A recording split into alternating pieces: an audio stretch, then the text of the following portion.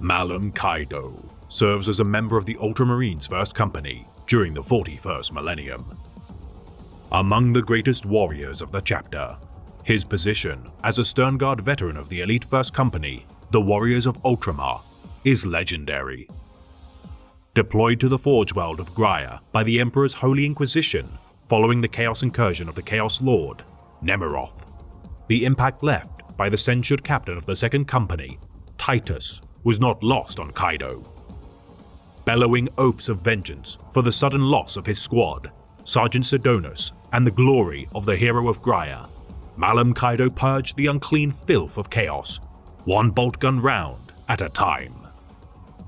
Following the commands of Inquisitor Cybele, Malum sought to end the experiments of the renegade tech priests, which toiled upon the warp power source, which had summoned chaos into the mortal realm.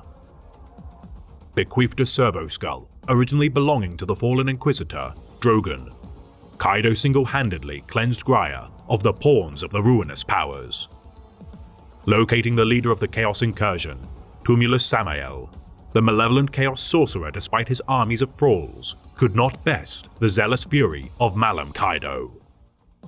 Attempting to enlarge a warp rift to engulf the system of space, the abhorrent plots of Samael would be thwarted upon the void station in orbit of Graia.